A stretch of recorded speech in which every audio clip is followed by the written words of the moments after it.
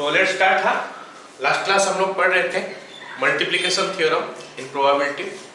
कुछ क्वेश्चन भी उसके ऊपर किए थे, आज और कुछ क्वेश्चन करेंगे मल्टीप्लिकेशन थ्योरम का ऊपर।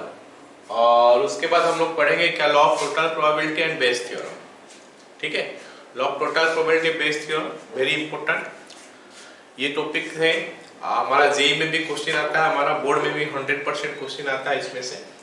ठीक है, not a difficult one also, easy है। तो ये हमको क्या होता है, जो क्वेश्चन है क्वेश्चन को अच्छी तरह स्टडी करना पड़ता है और उसमें एग्जैक्टली क्या बोला है उसको फाइंड आउट करना पड़ता है। ठीक है, चलो हम कुछ क्वेश्चन करते हैं। सबसे पहले मल्टीप्लिकेशन थ्योरम का ऊपर जो लास्ट क्लास हम लोग पढ़ रहे थे, बोला है कि speaks truth in 60% cases and be in 70% cases.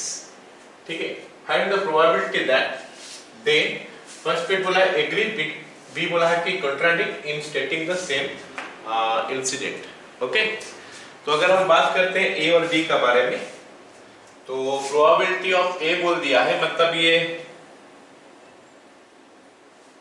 क्या है, probability of A is equal to 60%। 60% मतलब हो गया हमारा 60/100। 60/100 हो गया हमारा कितना, 3/5। तो ये हो गया हमारा ए स्पीक्स ट्रूथ का probability. Probability of A speaking truth is equal to this one. Probability of A लिखा हूं, मतलब probability of A speaking truth हम इसको मानते हैं। ठीक है, probability of B speaking truth कितना बोला है हमको, 70%। 70% का मतलब हो गया हमारा 70/100, दैट मेक्स इट 7/10। तो ए स्पीक्स ट्रूथ का निकल गया, बी स्पीक ट्रूथ का निकल गया।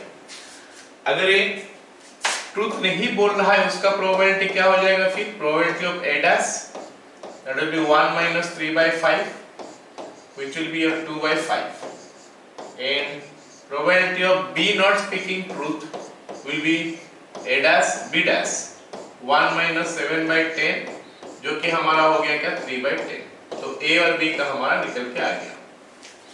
अब हमको बोला है क्या, फर्स्ट फिट में एग्री कर रहे, एक इंसिडेंट हुआ है, एक इंसिडेंट कहीं पे हुआ है और दोनों एग्री कर रहे हैं, probability of both agree. Probability of both agree, तो एग्री कब करेंगे, मान लेते कोई एक इंसिडेंट हुआ है और वो इंसिडेंट के बारे में कोई आके मेरे को बता रहा है। दो तो मतलब स्टूडेंट है और दो स्टूडेंट आके मेरे को बता रहा है कोई इंसिडेंट, दोनों का दोनों अगर सही बोले होंगे, ट्रूथ बोल रहे होंगे, तो भी वो लोग एग्री कर रहे हैं, या फिर दोनों का दोनों अगर गलत बोल रहे हैं तो भी वो एग्री कर रहे हैं। मतलब दोनों स्पीकिंग ट्रूथ तो भी एग्री कर रहे हैं, दोनों not speaking truth then also agree. तो वो और का केस में चले जाता, इधर बोथ आर स्पीकिंग ट्रूथ और both are not speaking truth, that's all. तो प्रोबेबिलिटी ऑफ ए बी मतलब दोनों ट्रूथ बोल रहे हैं, और का मतलब प्लस हो जाता है probability of A dash B dash. अब हमारा मल्टीप्लिकेशन थ्योरम क्या बोलता है, ऐसे तो A and B independent event है ही, अगर इसको पूरा लिखना है तो probability of A into probability of B लिखेंगे, probability of A dash into probability of B dash लिखेंगे। अगर डिपेंडेंट इवेंट होता तो हम लिखते probability of A into probability of B condition to A. कोई बात नहीं, हम ऐसा लिख लेते हैं, डायरेक्ट फॉर्मूला ना लिख के सीधा वैल्यू डालते हैं। प्रोबेबिलिटी ऑफ ए हमारा 3/5 है, प्रोबेबिलिटी ऑफ बी हमारा 7/10 है, plus probability of A dash हमारा 2/5 है, प्रोबेबिलिटी ऑफ बी डैश हमारा 3/10 है। तो अगर मैं इसको जोड़ देता हूं तो कितना आ रहा है हमारा, ये 21 + 6 27 डिवाइडेड बाय 50। तो ये हमारा हो गया बोथ एग्री। अब बी में बोला है प्रोबेबिलिटी ऑफ बोथ कॉन्ट्राडिक्ट। अब क्या कर रहे हैं वो लोग, कंट्राडिक्ट कर रहे हैं। कंट्राडिक्ट कब क्या करेंगे, अगर एक सही बोल रहा होगा एक गलत बोल रहा होगा, तो मान लेते हैं probability of A B dash कर रहा हूं, मतलब ए सही बोल रहा है बी गलत बोल रहा है, तो कंट्राडिक्ट ही हो गया। कोई एक इंसिडेंट हुआ है, ए उसके बारे में बोल रहा, बी बोला नहीं ऐसा नहीं, ऐसा हुआ, गलत चीजें को बोलता है तो भी कंट्राडिक्ट कर रहा है।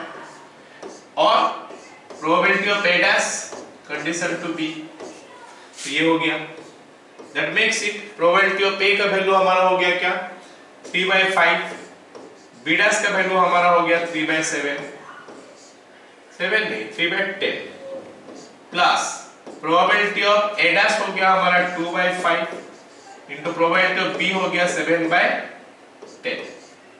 सो एलसीएम फिर से हमारा 50 हो गया, यहाँ पे 9 + 14 आ जा रहा है, 9 + 14 23 आ रहा है, डिवाइडेड बाय 50। अगर हम देखें इसको तो ये दोनों का सम हमारा 1 हो रहा है, तो डायरेक्ट भी कर सकते थे, या तो बोथ एग्री करेगा, नहीं एग्री करेगा, तीसरा कोई रास्ता तो बच नहीं रहा है, दोनों एग्री कर रहा है, फिर दोनों एग्री नहीं कर रहा है, 3 जन होता तो कोई अलग कंसेप्ट भी आ सकता था, है ना। चलो अगला सवाल देखते हैं क्या बोला है। सेम टाइप का क्वेश्चन का टाइप सेम है, खाली थोड़ा सेंटेंस में गड़बड़ कर दिया है, बट मतलब क्वेश्चन करने का तरीका वही हो जाएगा। क्या बोला है कि A can solve 80% questions in a book and B can solve 60% questions in a book. Find the probability that a randomly selected question from the book, first it बोला है only one of A और B solve, बात वही है, probability of A solving के लिए बोल दिया है, प्रोबेबिलिटी ऑफ ए सॉल्विंग बोल दिया है is equal to 80/100, that will make it 4/5। And probability of B solving का बारे में बताया क्या है, प्रोबेबिलिटी ऑफ बी सॉल्विंग है हमारा 60%, तो मतलब 60/100, दैट मेक्स इट 2/5। तो फिर प्रोबेबिलिटी ऑफ ए डैश हमको मिल गया 1/5 और 1/5, और प्रोबेबिलिटी ऑफ बी डैश हमको मिल गया क्या हमारा 2/5 है, तो ये 3/5 हो गया। अभी बिट ए में ऑप्शन ए में सॉरी बिट ए में क्या बोला है, probability only one solve, one of A और बी सॉल्व। एक क्वेश्चन अगर हम दे दिए तो ए या बी ये दोनों में से कोई एक सॉल्व किया है तो उसका प्रोबेबिलिटी बता, मतलब probability of A B dash, A solve किया बी नहीं किया, और probability of A dash B. Now I am not putting the values, you can put, okay. तो अब इसका वैल्यू हम निकाल सकते हैं। बिट बी में हमको क्या बोला है सवाल में, probability of question will be solved, question will be solved मतलब क्वेश्चन सॉल्व कैसा होगा, question will be solved, question हमारा सॉल्व कैसा हो जाता है। तो अगर हम पॉसिबिलिटी देखते हैं तो क्या कंडीशन हो सकता है, कोई एक सॉल्व किया जो कि हम यहाँ पे डाल चुके हैं, और कोई 2 सॉल्व किया, अगर ये 2 होगा मतलब इसको plus A dash union B dash, sorry A B, ये करना है प्लस बोथ सॉल्व, तो ए बी कर सकते हैं, मतलब probability of A B dash plus probability of A dash B plus probability of A B, हम ये तो कर सकते हैं, but we can do it in other way also, 1 minus probability of A dash B dash. क्योंकि अगर question दे दिया गया 2 बच्चे को तो ये पॉसिबिलिटी हो सकता है या तो कोई नहीं सॉल्व किया, या तो कोई एक सॉल्व किया, या कोई 2 सॉल्व किया, या दोनों सॉल्व किया, या तो कोई भी नहीं सॉल्व किया, या फिर एक जन सॉल्व किया, या फिर दोनों सॉल्व किया, इसके अलावा और कोई रास्ता बचता नहीं। तो ये सारे में हमको कैलकुलेशन ज्यादा करना पड़ता है, तो उसको अवॉइड करने के लिए हम इस कॉन्सेप्ट का भी यूज कर सकते हैं, कॉम्प्लीमेंट का। ए डैश का वैल्यू हो गया हमारा 1/5, बी डैश का वैल्यू हमारा हो गया 3/5, तो अगर हम इसको कैलकुलेशन कर लेंगे तो हमको मिल रहा है क्या 22/25। The other way also you can do it, other way भी इसको कर सकते हैं, ऐसे इसका वैल्यू सब डाल के निकाल सकते हैं। क्लियर ऑल ऑफ यू, दोनों क्वेश्चन समझ में आया, ये सुनो।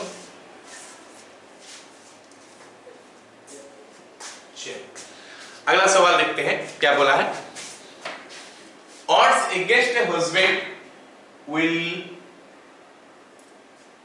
be alive will be alive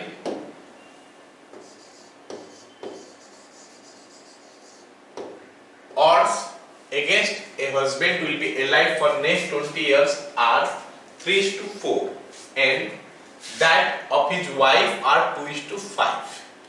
Find the probability that first bit बोला है the couples will be alive for next 20 years. Exactly one of them will be alive for next 20 years. None of them will be alive for next 20 years. At least one of them will be alive for 120 years. Next 20 years. तो हमको बोला है कि ये question odds के दिया है, मतलब हमको प्रोबेबिलिटी देने का रास्ता क्या, या तो प्रोबेबिलिटी डायरेक्ट बता देगा या फिर परसेंटेज में देगा या फिर ऑड्स में देगा. Odds against husband, odds against husband, odds against husband are, odds against husband are कितना दिया है 3:4 implies probability of husband is equal to, अभी ये against पे है, सबको पता है अगर अगेंस्ट में होता है तो प्रोबेबिलिटी कैसे लिखते हैं 4/3 + 4 4/7, और अगर हस्बैंड का प्रोबेबिलिटी बचने का हो गया 4/7 तो नहीं बचने का प्रोबेबिलिटी हमारा 3/7 हो जाएगा 1 - 4/7. ये सबको पता चल गया. ऐसे ऑड्स अगेंस्ट वाइफ आर, यहाँ पे alive, odds against husband to be alive for next 20 years are 2:5 दिया है, implies probability of wife will be alive will be 5/7 wife dash is equal to 2/7. I hope सारे को समझ में आ गया probability हम कैसे लिख लिए इनका. अब हमको सवाल में जो पूछा है मैं खाली उसका लिख लेता हूं, वैल्यू डाल देना है. The couple will be alive for next 20 years. The couple will be alive for next 20 years. मतलब दोनों का जो बचने के लिए बोल रहा है ना, दोनों बचेगा, मतलब ये हो गया हमारा probability of AB husband wife. हम डाल सकते हैं वैल्यू यहां से जो भी दिया है. सेकंड बिट हमको बोला है कि exactly one of them will be alive for next 20 years, मतलब प्रोबेबिलिटी ऑफ हस्बैंड बचा वाइफ नहीं बचा, और प्रोबेबिलिटी ऑफ हस्बैंड नहीं बचा वाइफ बच गया. इसका वैल्यू सब डाल सकते हो, तो आई am not doing that now. Very easy थी से, बहुत इजी है, बेकार टाइम वेस्ट होगा मैं करूंगा तो. None of them will be alive, probability of husband भी नहीं बचेगा और वाइफ भी नहीं बचेगा, ये बन गया. At least one of them will be alive, 1 minus कोई भी नहीं बचा, क्योंकि इनका अलावा चौथा कोई कंडीशन नहीं आ सकता, और कोई कंडीशन नहीं आ सकता. या तो दोनों का दोनों बच जाएगा, या फिर कोई एक बचेगा उनमें से, या फिर दोनों का दोनों नहीं बचेगा. तो दोनों का दोनों नहीं बचेगा, 1 माइनस उतना कर दिए तो या तो दोनों बच गया या फिर कोई एक बचा है, वो आ गया. सो आई होप सारे को इसका वैल्यू तो डाल सकते हो, यहाँ पे वैल्यू सब लिख दिया हूं मैं, तो इसका वैल्यू यहाँ पे डाल के कैलकुलेशन कर सकते हैं. ठीक है, चलो अगला सवाल देखते हैं. अगला सवाल हमको क्या दिया है थोड़ा पढ़ लेते हैं. A team wins with probability 0.5, loses with probability 0.3 and ties with probability 0.2. चलो यहाँ पे सारे का प्रोबेबिलिटी मैं पहले लिख लेता हूँ. Probability of winning, probability of W is equal to 0.5. Probability of loss हो गया हमारा 0.3, और probability of tie, probability of tie 0.2 ये हमको दिया. उसके बाद बोला क्या, the team place 3 games, find the probability that the team wins at least 2. at least 2 में wins कर रहा है. probability of wins at least 2,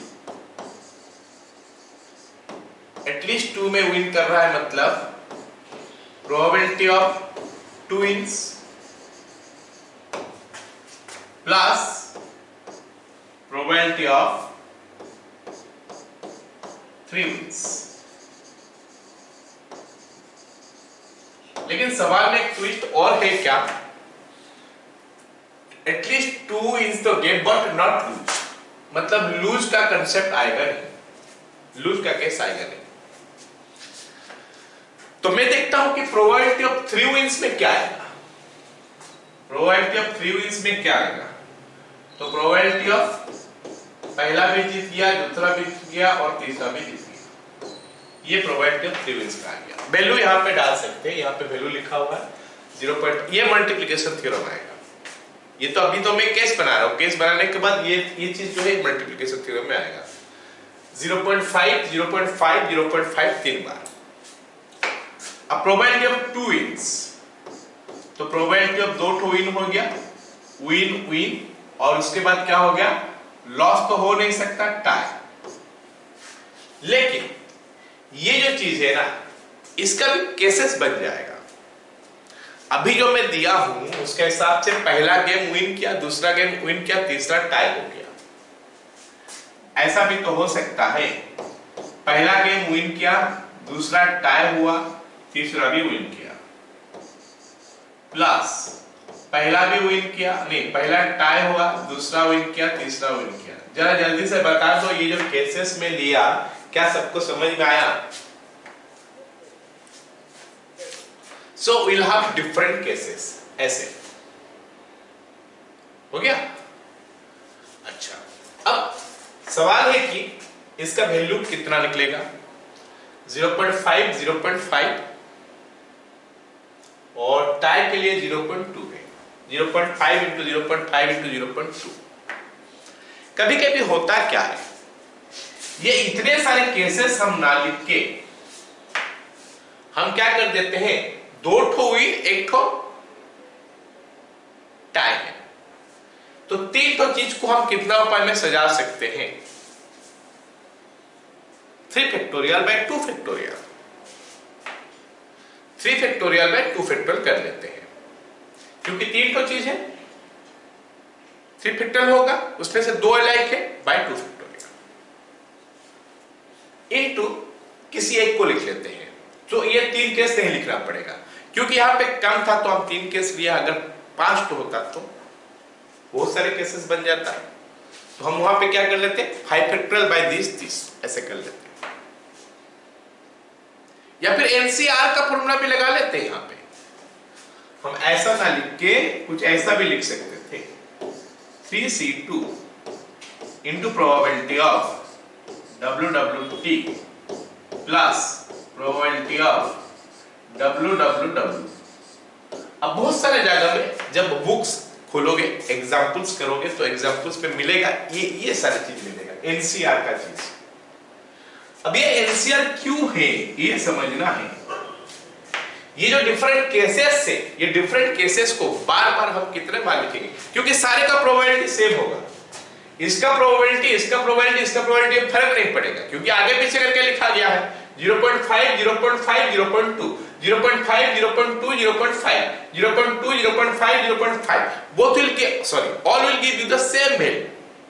So why to write so many times? For understanding मैं यहां पे लिख लिया, लेकिन इसको हम एनसीआर फॉर्मूला में डाल सकते हैं। एनसीआर डाल देंगे 3C2 तो 1 2 3 केस आ गया, all will give you same probabilities, so that is why this, and कोई भी एक, तीनों में से कोई भी एक लिख लो, बेस्ट है इसी को लिखो। First 2 win, third tie. आई होप सारे को समझ में आ गया। वैल्यू में नहीं पुट कर रहा हूं, वैल्यू पुट करना है और कैलकुलेशन करना है। क्लियर? ये सुनो, चलो अगला सवाल। ये हमारा एक नया टाइप का सवाल हो गया। इसमें हम लोग का क्या होगा, इनफाइनाइट जीपी का यूज होगा। इनफाइनाइट जीपी का यूज होगा। Okay, this is a new type of question. This is infinite GP का यूज होगा। ये मल्टीप्लिकेशन थ्योरम तो है ही, साथ में इनफाइनाइट जीपी का इसमें यूज होगा। देखो क्या बोला, two persons A and B throw alternately a pair of dice. The person who throws a doublet first wins. Find the respective probability of winning if A starts the game. बोला है कि A game start कर रहा है।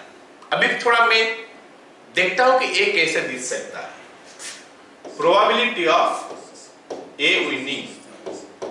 हम ये question का answer लिखने से पहले थोड़ा इसको फील कर लेते हैं, प्रैक्टिकली थोड़ा फील कर लेते हैं कि A कैसे जीत सकता है। दो जन प्लेयर हैं, A और B। A फेंकेगा 2 डाइस, देखेगा उसका कितना आया। दोनों में सेम नंबर आएगा तो उसको डबलेट बोलते हैं। अगर आ गया तो जीत गया, नहीं आया तो फिर B फेंकेगा। B का आ गया तो B जीत गया। अगर ये ऐसे A भी नहीं फेंक पाया, B भी नहीं फेंक पाया, तो फिर सेकेंड राउंड स्टार्ट हो जाएगा। फर्स्ट राउंड में पहले राउंड वन में क्या हुआ, A फेंका नहीं आया, B फेंका नहीं आया। मैं अभी A विनिंग के बारे में बात कर रहा हूं। तो अगर ऐसा नहीं हुआ तो फिर सेकेंड राउंड चलेगा। A फेंका नहीं हुआ, B फेंका नहीं हुआ, फिर A फेंकेगा नहीं हुआ, B फेंकेगा नहीं हुआ, ऐसे करके चलेगा। अब मैं नहीं हुआ का बारे में बोल, अभी मैं A जीतने का बारे में बता रहा हूं। क्या हो सकता है, A फेंक लिया और उसका आ गया डबलेट, तो A विंस। लेकिन गारंटी तो नहीं है ना आएगा बोल के। गारंटी होता तो ये फर्स्ट राउंड में जीत गया, काम खत्म। हमको ए विनिंग का प्रोबेबिलिटी निकालना है, तो ए कैसे कैसे विन हो सकता है उस हिसाब से हमको देखना है। तो मैं क्या करता हूं, कुछ ऐसा लिखता हूं, प्रोबेबिलिटी ऑफ ए मतलब फर्स्ट राउंड में ए डाल ही दिया और अभी मैं सेकेंड राउंड में जाऊंगा। लेकिन सेकेंड राउंड जाने से पहले ये काम तो बन चुका है। ए नहीं फेंक पाया, बी नहीं फेंक पाया, फिर ए फेंके प्लस अब ए फर्स्ट राउंड में जीता है अभी, या फिर ए सेकेंड राउंड में जीता है, या फिर ए थर्ड राउंड में जीता है। ए थर्ड राउंड में अगर जीतेगा उसका पहले ये सब चीज हो चुका है।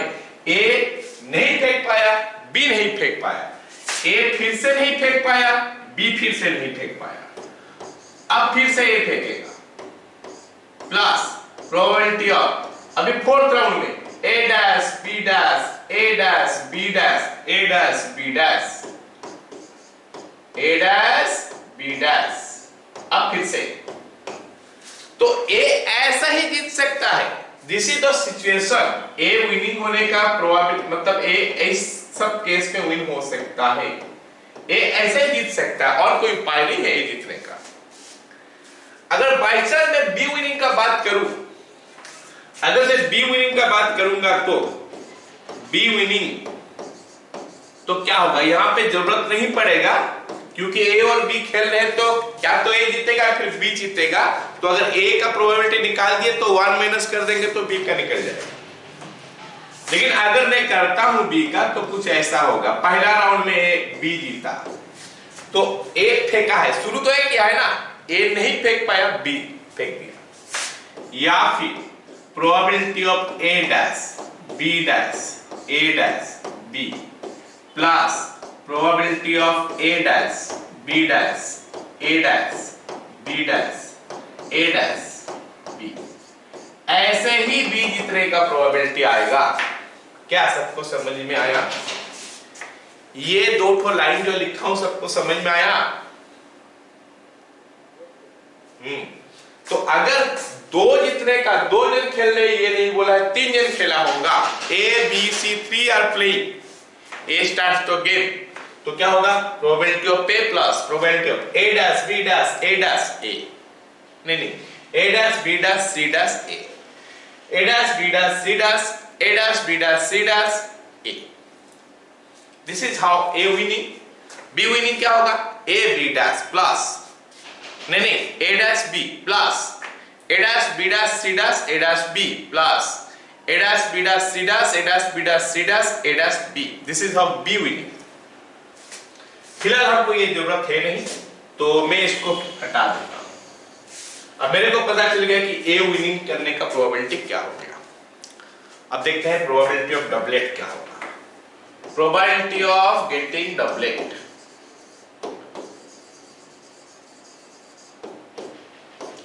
Is equal to 6/36। सबको पता है ना डबलेट 1 1 2 2 3 3 4 4 5 5 6 6, ये तो हम शुरू में पढ़ लिए। तो यही हमारा प्रोबेबिलिटी ऑफ ए और प्रोबेबिलिटी ऑफ बी। यहाँ पे probability of A winning B winning नहीं लिखा हूं मैं, ध्यान से रखो। Probability of A putting doublet या गेटिंग डबलेट या probability of B getting doublet is equal to this one. तो probability of A not getting doublet is equal to probability of B not getting doublet is equal to 1 minus 1/6 is equal to 5/6। चलो ये हो गया। अब value डालेंगे।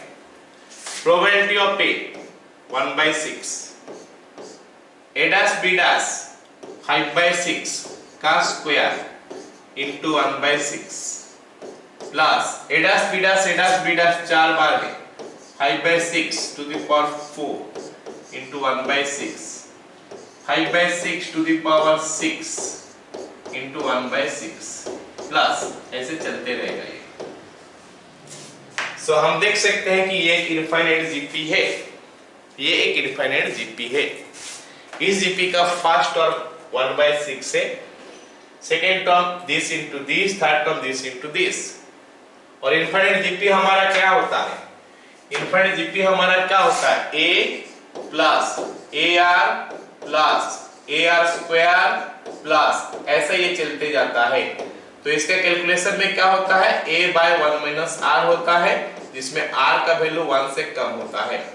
0 नहीं होगा of course, बाकी 1 से कम होता है।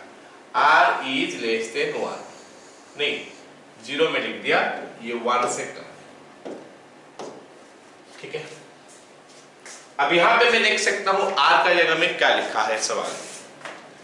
AR r का जगह में 5/6 का होल स्क्वायर है, तो हमारा आंसर क्या हो जाएगा? Is equal to a 1/6 by 1 minus 5/6 का स्क्वायर जो कि 25/36 हो गया। That will be 1/6 divided by 11/36। So इसको सिंप्लीफाई करेंगे तो आएगा ये 1/6 into 36/11 जो कि हो गया कितना? 5/11। तो प्रोबेबिलिटी ऑफ ए विनिंग हो गया। अभी प्रोबेबिलिटी ऑफ बी विनिंग निकाल सकता हूं।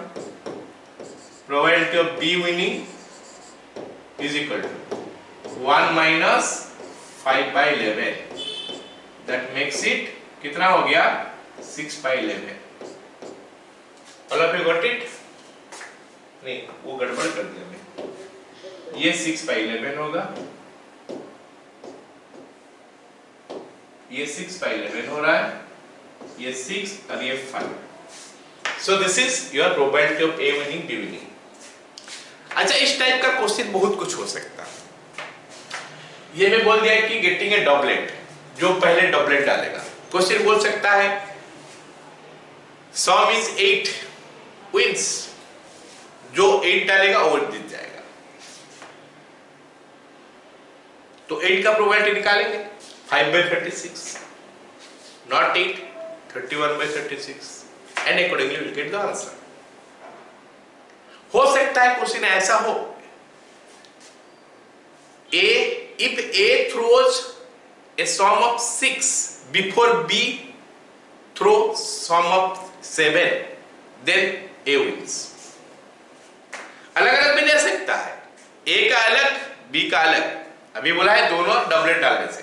अगर वहां पे बोलेगा A अगर 6 डाल रहा है पहले तो A जीत जाएगा, B अगर 7 डाल रहा है पहले, सम का बात कर रहे हैं, दोनों को ऐड कर देंगे तो B जीत जाएगा, तो B निकाल सकता है।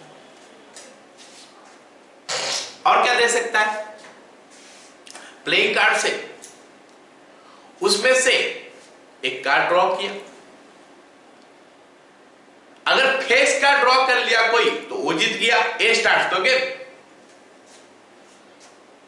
तो फेस कार्ड का प्रोबेबिलिटी हो जाएगा कितना, 12C1 बाय 52C1, 12 बाय 52 हो गया। और क्या दे सकता है, बैग कंटेनिंग दिस, ये रेड कलर का, इतना ब्लैक कलर का, जो पहले 2 ठो रेड कलर का बॉल निकालेगा वो जीतेगा। If A starts the game, then what happens? अब ये हो गया टाइप ऑफ द क्वेश्चन, समझ जाओ सब कोई। मतलब 2 जन खेलेंगे तो यहां पे ऐसा आएगा, 2 के बजाय 3 भी दे सकता है, चांसेस कम है अभी क्योंकि एमसीक्यू क्वेश्चन आ रहा और बहुत पॉसिबिलिटी कम है। 6 मार्क का क्वेश्चन जब आता है तो 3 का दे सकता है, मतलब सब्जेक्टिव क्वेश्चन जो था। तो हम 3 का बारे में नहीं सोचते, 2 का बारे में, but still not very lengthy, बहुत लेंदी नहीं होगा, 3 होने से बहुत लेंदी नहीं होगा। ये समझ गया चीज तो आराम से लिख सकते हो, a plus a dash b dash c dash a dash b dash c dash a, ये वाला पार्ट थोड़ा चेंज हो जाएगा। और क्या, ये स्क्वायर में चल रहा है, क्यूब में चलेगा। अगर 3 है तो जो कॉमन रेशियो है तो वो क्यूब में चलेगा। ये जो कॉमन रेशियो है हमारा स्क्वायर में चल रहा था, अभी 5/6 का स्क्वायर वो क्यूब में चलेगा और कोई फर्क नहीं पड़ेगा। लेकिन वहां पे 2 ठो का निकालना पड़ेगा, वहां पे आपको 2 ठो का निकालना पड़ेगा। प्रोबेबिलिटी ए विनिंग हो गया, प्रोबेबिलिटी ऑफ बी विनिंग हो गया, तो ये दोनों निकलने का बाद 1 minus probability of C winning. सबको समझ में आया क्या क्वेश्चन है ये इनफाइनाइट जीपी वाला? ये मैं एक कराया, लेकिन और क्या क्या हो सकता है बता दिया, समझ में आया?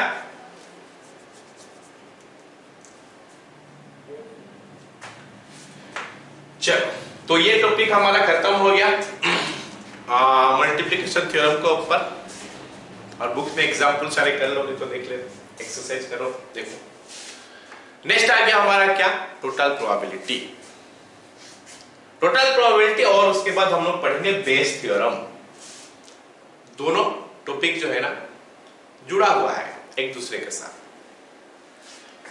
तो टोटल प्रोबेबिलिटी के बाद ही बेस थ्योरम आ सकता है। टोटल प्रोबेबिलिटी क्या बोल रहा है देखो, कोई एक एक्सपेरिमेंट है, उस एक्सपेरिमेंट का सैंपल स्पेस ये है, ये हमारा सैंपल स्पेस हो गया, ये हमारा सैंपल स्पेस हो गया। उस सैंपल स्पेस के अंदर बहुत सारे इवेंट्स हैं, mutually exclusive and exhaustive events.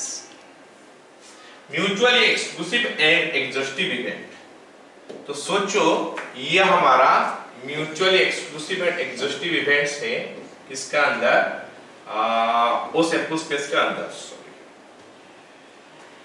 ये इवेंट्स हो गया हमारा क्या, B1 E1, ये इवेंट हमारा हो गया E2, ये इवेंट आ गया हमारा E3, एंड ऐसे करके बहुत सारे इवेंट हो गया EN और EN-1। बहुत सारे मैं लिखा हूं, 2-3 भी हो सकता है। Mutually exclusive and exhaustive events मतलब E1, E2, E3, EN को अगर हम यूनियन कर देंगे तो हमको मिल जाएगा क्या, S। इनका अलावा और कोई इवेंट नहीं है, इनको ऐड कर देंगे तो इतना S हो जाएगा। म्यूचुअली एक्सक्लूसिव का मतलब कॉमन नहीं है कुछ, E1, E2 में कॉमन नहीं है, E2, E3 में कॉमन नहीं है, लेकिन ये सब इवेंट के साथ एक और इवेंट जुड़ा हुआ है, एक इवेंट है सबके साथ जुड़ा हुआ है, E1 के साथ भी, E2 के साथ भी, E3 के साथ भी, ऐसे। तो फिर A का प्रोबेबिलिटी क्या होगा? What is the probability of A? हम क्वेश्चन करेंगे तो पूरा समझ में आएगा, पहला हम समझते हैं क्या बोला। एक एक्सपेरिमेंट है, उस एक्सपेरिमेंट में काफी सारे events E1, E2, E3, EN है, mutually exclusive and exhaustive events है, और वो हर इवेंट के साथ जुड़ा हुआ एक और इवेंट A कॉमन है सब में। तो फिर A का प्रोबेबिलिटी क्या होगा? अब हमको तो पता नहीं है ना भाई, A जो आया है किस इवेंट का थ्रू में आया है, E1 के लिए, E2 के लिए, इसीलिए हमको हर एक केस लेना पड़ेगा। अगर प्रोबेबिलिटी E1 से बना है अगर A E1 से बना है, अगर A E2 से बना है, अगर A E3 से बना है, कुछ तो पता नहीं है, तो सारे को हमको लेना पड़ेगा। So that is what we are doing. Probability of A कैसे निकलेगा? प्रोबेबिलिटी ऑफ E1 और A कंडीशन टू E1, मतलब E1 जो बना है A से बना है, probability of A condition to E1 plus probability of E2 into probability of A condition to E2 plus probability of E3 into probability of A condition to E3, ऐसे probability of En into probability of A condition to En, ऐसे बनता है। ये आ गया हमारा क्या? Total probability. Bayes theorem, थोड़ा इसका आगे चल जाएंगे तो हमको बेस थ्योरम मिल जाएगा। थोड़ा आगे चल जाएंगे मतलब क्या हो गया? ये जो A हो गया है, हमको बोल दिया है क्वेश्चन में अभी A बन चुका है। क्या प्रोबेबिलिटी है कि वो E1 के लिए बना है? क्या प्रोबेबिलिटी है कि वो E2 के लिए बना है? किसी एक स्पेसिफिकली बोल देगा। अभी टोटल प्रोबेबिलिटी में क्या हो गया कि A का प्रोबेबिलिटी निकालना है, तो हमको पता नहीं किससे बना, हमको पता नहीं कि A इवेंट जो हुआ है किसके लिए हुआ है, तो इसीलिए हम क्या क्या सारे को ले लेते हैं। A condition to E1, sorry probability of A into probability of probability of E1 into probability of A condition to E1, probability of E2 into probability of A condition to E2, सब लेते हैं। अब अगर हमको बोल दिया कि भाई A बन चुका है, क्या है, क्या प्रोबेबिलिटी है कि ये E1 के लिए बना है या फिर E2 के लिए बना है या फिर E3 के लिए बना है, तो ही हमारा बेस थ्योरम है। टोटल प्रोबेबिलिटी क्या? A का प्रोबेबिलिटी क्या है?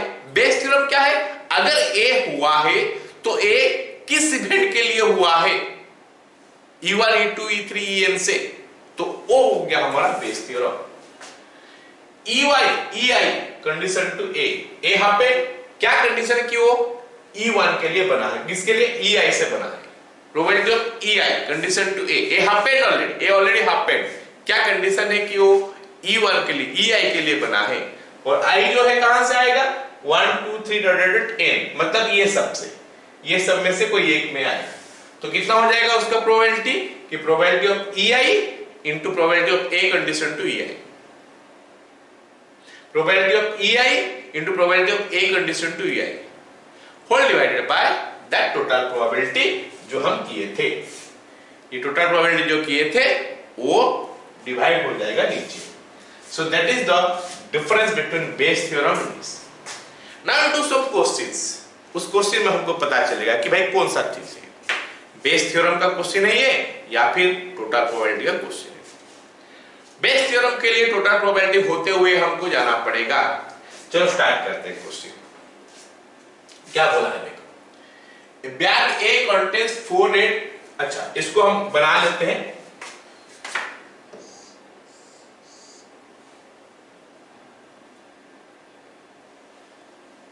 इसको हम बना लेते हैं ना, ये एक बैग है, एक बैग ये है और एक बैग हमारा यहाँ पे है। 3 बैग है, ठीक है, 3 बैग है हमारे पास। अब इसमें क्या है देख लेते हैं। फर्स्ट बैग में क्या है देख लेते हैं। फर्स्ट बैग में क्या है? 4 ठो रेड 3 ठो black ball, 4 red 3 black ball. Second bag में क्या है? बैग बी, ABC नाम दे दिया है इसको। Bag B contains 3 red 4 black, 3 red 4 black. और बैग सी क्या बोला है? 5 red 3 black, 5 red 3 black. Okay, अब ये हमको सवाल में दिया है।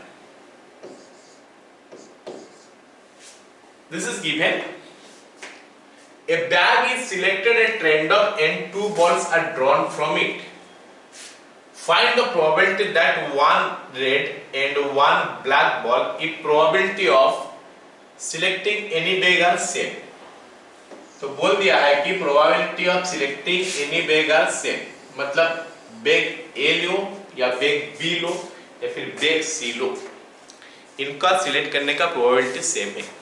तो यही जो है ना, यही चीज जो है हमारा है, यही mutually exclusive and exhaustive event. हमारा एक्सपेरिमेंट क्या था, एक बैग हम लेंगे, उसमें से 2 बॉल ड्रॉ होगा, तो E1 मतलब वो जो 2 बॉल ड्रॉ होगा वो सारे ए बैग के लिए भी है, बी बैग के लिए भी, सी बैग के लिए है। मैं ए बी सी इसको नाम बोल के इसको event E1 E2 E2 E3 बोल दूंगा, ताकि हमारा सिंबल जो है ना, वो सिंबल जो हम लोग फॉर्मूला में यूज किए हैं, फॉर्मूला जो पढ़े उस हिसाब से हमको समझना आसान रहेगा।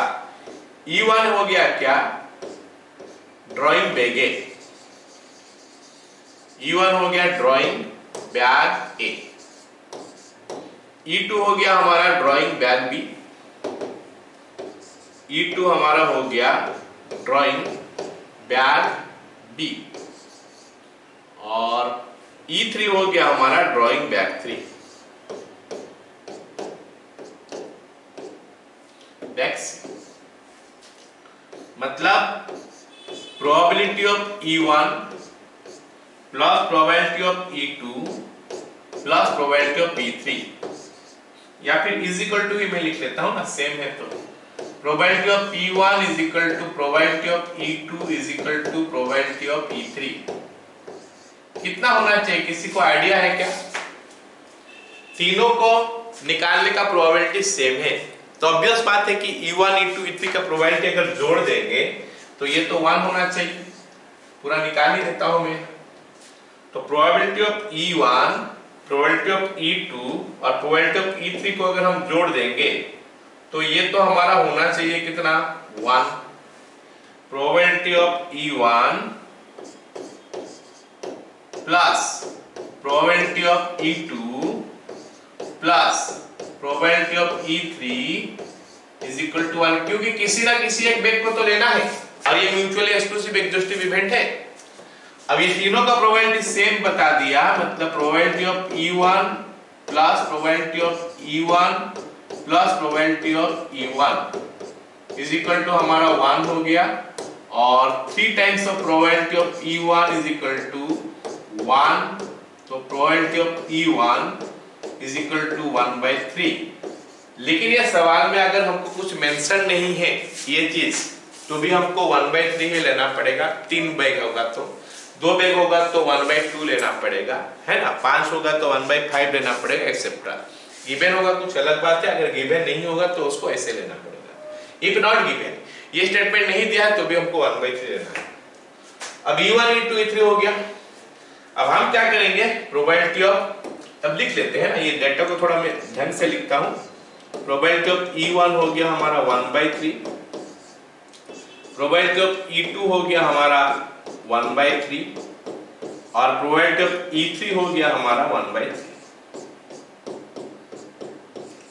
अब मैं क्या करता हूं, probability of A condition to E1 लिखता हूं। A क्या है, व्हाट इज A? A क्या है, बोला है कि 1 red 1 black ball, 1 red and 1 black ball are drawn. This is A, this is your A। A is what? 1 red and 1 black ball is drawn. चलो देखते हैं क्या बोल रहा है। Probability of A condition to E1, मतलब bag 1 से हम 2 बॉल निकाले, उसमें से एक रेड है एक ब्लैक है। बैग 1 से हम 2 बॉल निकाले, उसमें से एक रेड है एक ब्लैक है।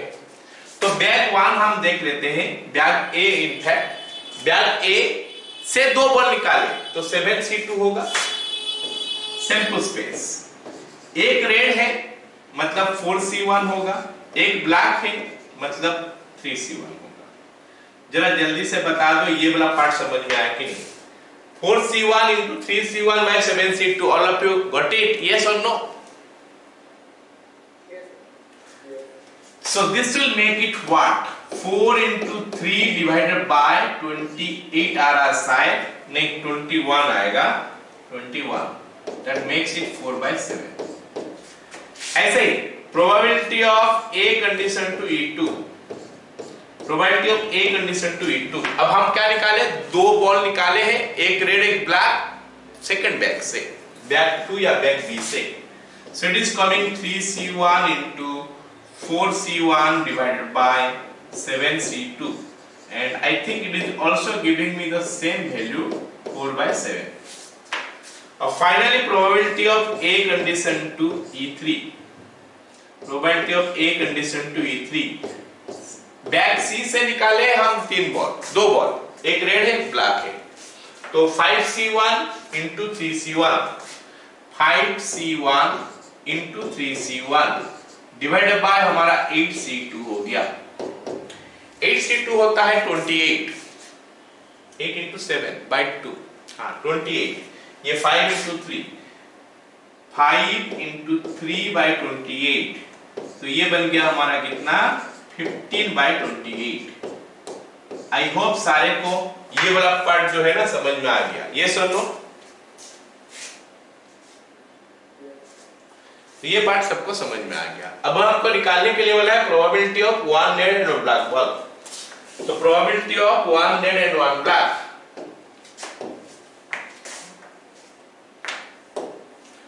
Probability of one red and one black मतलब प्रोबेबिलिटी ऑफ ए पूछा है।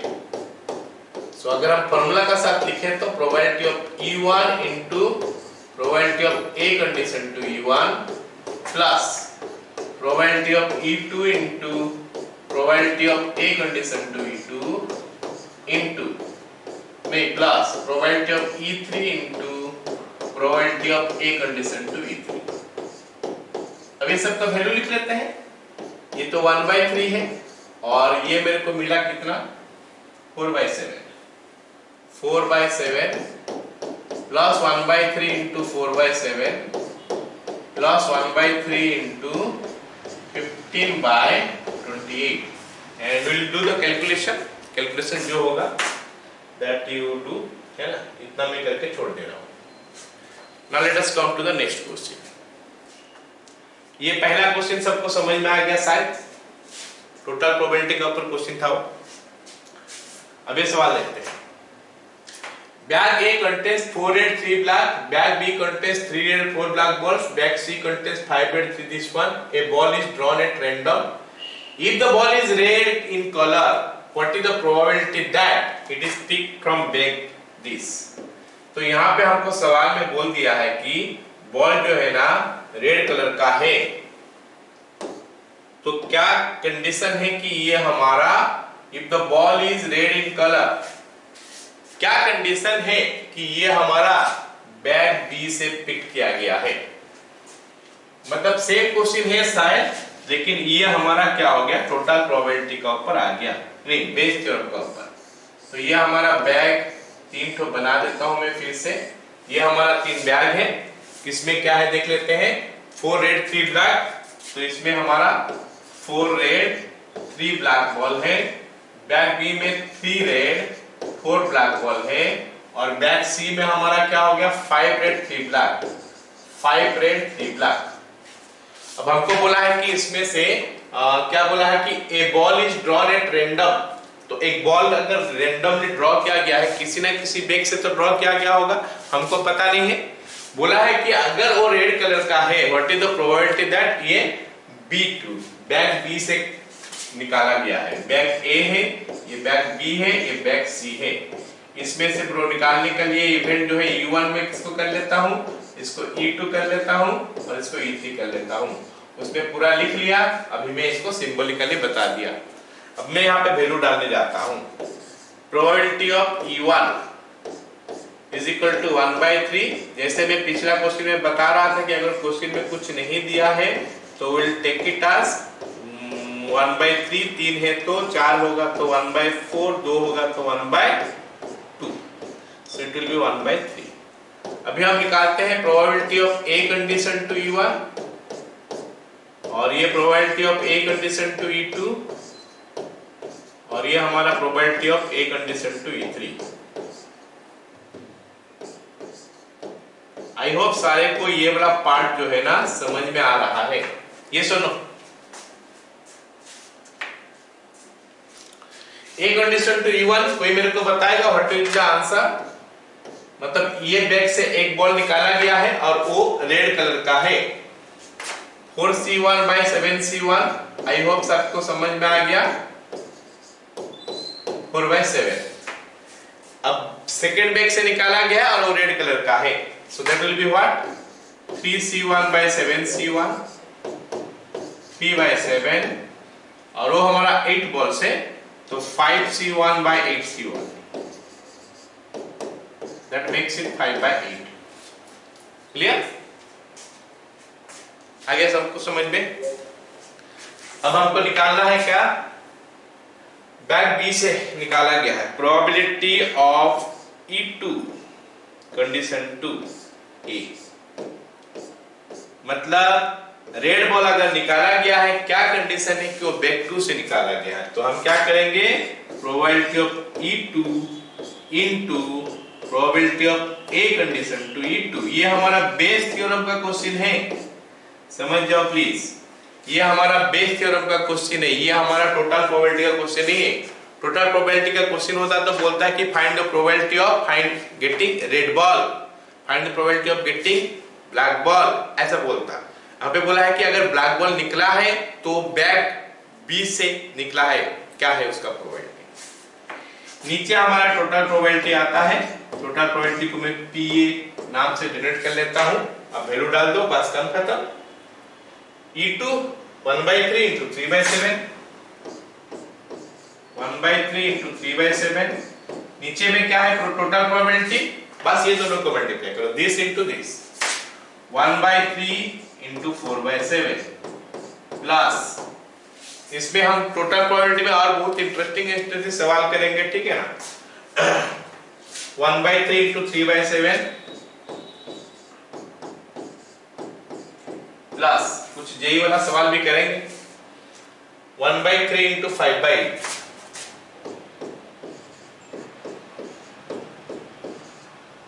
सो इसके कैलकुलेशन कर लेना, ये हमारा आंसर है। चलो अब अगला सवाल में जाते हैं। अगला सवाल क्या बोला है, bag A contains 4 red 3 black ball. Same type का सवाल हमको दिखाई दे रहा है, चेंजेस कहां पे आएगा थोड़ा देखेंगे। And bag B contains 3 red 4 black balls. A bag is selected at random and 2 balls are drawn from it. Find the probability that the 2 red balls are drawn if probability of selecting bag A is double of that of bag B. तो यहाँ पे हमको थोड़ा probability जब निकालेंगे तो bag A और bag B का, उसको निकालने के लिए हमको कुछ कंडीशन दे दिया है। इसका पहले हम जैसे बताए थे कि अगर कुछ नहीं दिया है तो हम 1/2 ले लेंगे, कुछ नहीं दिया तो हम लोग 1/2 ले लेंगे, इक्वल दिया है तो 1/3 ले लेंगे, 1/2 ले लेंगे। अभी लेकिन इक्वल नहीं दिया है। बैग 1 का निकालने का probability is double of bag 2 bag B। फिर से हम बैग बनाते हैं। चलो ये हमारा 2 बैग हो गया, एक बैग ये है, एक बैग हमारा ये है, तो 4 red 3 black, 4 red 3 black, black है ना, हाँ, और यहाँ पे 3 रेड 4 ब्लैक, मतलब डाटा सेम दिया है, क्वेश्चन हल्का फुल्का चेंज किया गया है, ठीक है। तो फिर से A का निकालने का प्रोबेबिलिटी हो गया E1, मतलब इवेंट जो है, और B जो है ना इसको हम E2, ऐसे A B डायरेक्ट भी लिख सकते हैं, लेकिन सिंबल हम जो फॉर्मूला में यूज किया उस हिसाब से लिखने के लिए इसको E1 E2 नाम दे दो, बेस्ट होगा। हमको सवाल में बोला है according to the question, according to the question probability of E1 is equal to 2 times the probability of E2। हमको पता है कि probability of E1 plus probability of E2 is equal to 1 होगा, क्योंकि this is mutually और these are mutually exclusive and exhaustive events, क्योंकि 2 bag ही है, उसमें से एक बैग से ही निकालना पड़ेगा।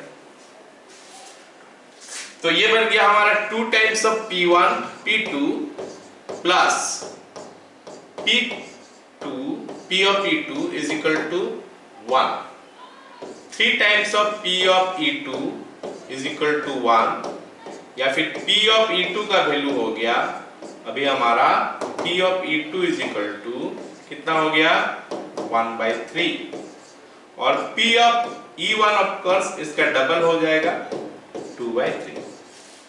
तो P ऑफ E1 और P ऑफ E2 निकल गया। अब हमको बोला है क्या, find the probability that two red balls are drawn.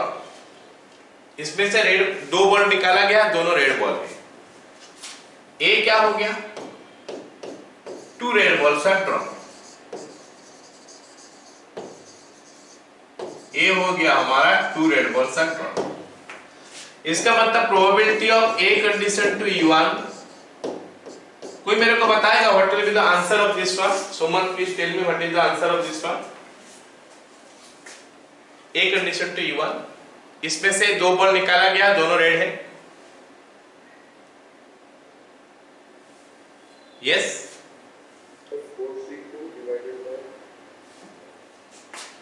4C2 divided by 7C2। 4C2 हो गया हमारा 6, 7C2 हो गया हमारा 21, 3 में काट देंगे तो 2/7। Probability of A condition to E2,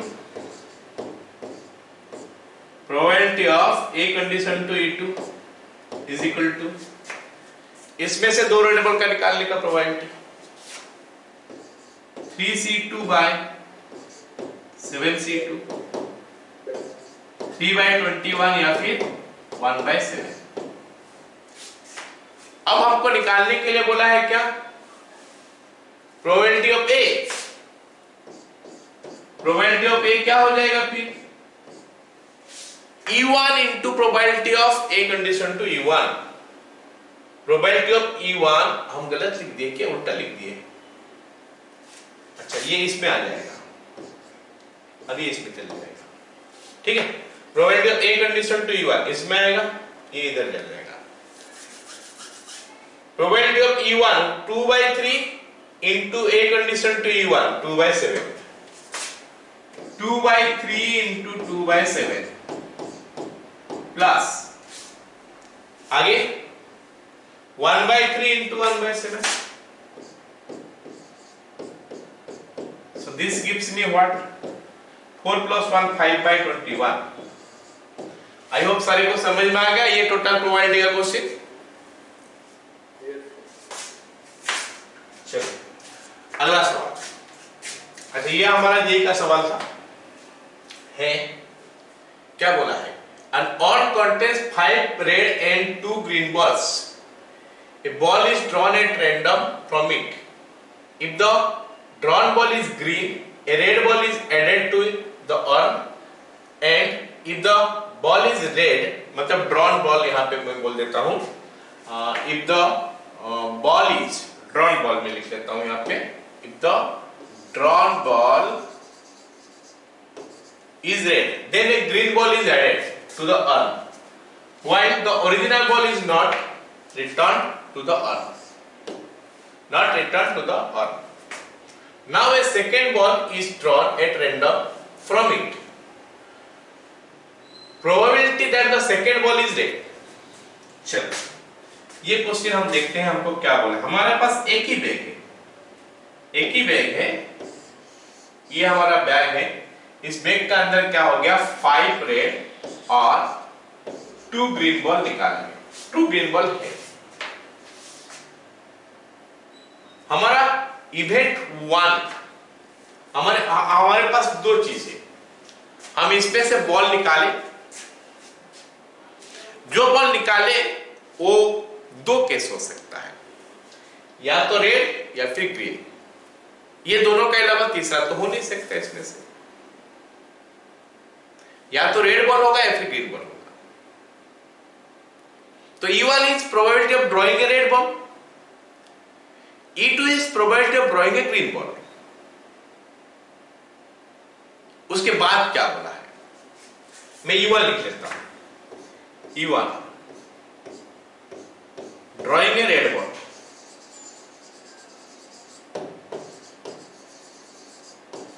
और E2 drawing a क्या बोले ग्रीन बॉल। तो मेरे को लगता है कि प्रोबेबिलिटी ऑफ P1 निकाल लिखने में कोई दिक्कत नहीं होगा अभी। P1 का प्रोबेबिलिटी क्या हो जाएगा 5C1 by 7C1 5/7। Probability of E2 कितना हो जाएगा 2/7। चलो E1 और E2 का प्रोबेबिलिटी हम लिख लिए। प्रोबेबिलिटी ऑफ E1 हो गया हमारा 5/7 और प्रोबेबिलिटी ऑफ E2 हो गया हमारा कितना 2/7। अब हमको क्या बोला है, अगर रेड बॉल निकला है, if the drawn ball is green, अच्छा पहले ग्रीन का बारे में बोलना है, मतलब E2।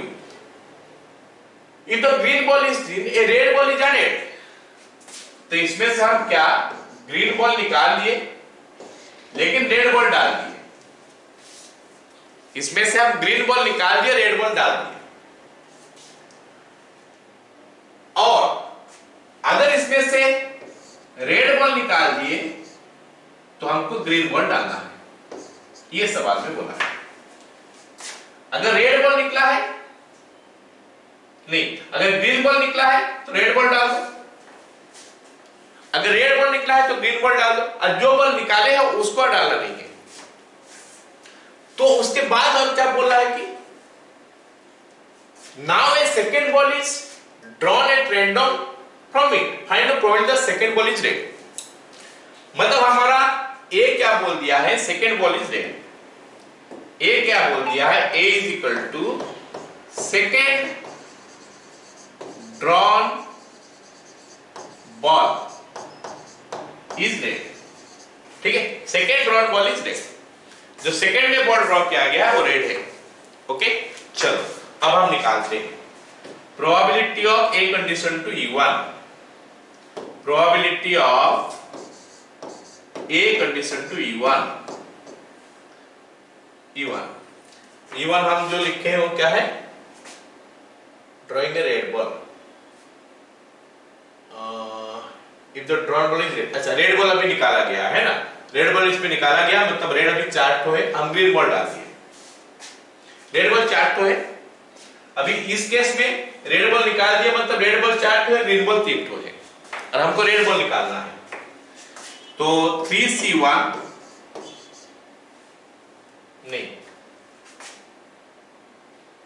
हमको इसमें से एक बॉल निकालना है, तो क्या बचा है मैं इसको लिख देता हूं। अभी इस केस में क्या है, अगर ये रेड निकाल के ग्रीन डाल दिए हम लोग, तो हमारे पास 4 ठो रेड होगा और 3 ठो ग्रीन होगा, और हम इसमें से एक बॉल निकाले वो रेड होगा। तो 4C1 by 7C1, 4C1 by 7C1, 4C1 by 7C1 is equal to 4/7।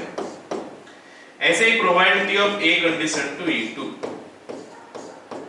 अब इसमें अगर हम ग्रीन बॉल निकाल दिए, रेड बॉल डाल दिए, रेड 6 हो गया, ग्रीन 1, तो 6C1 by 7C1, 6/7।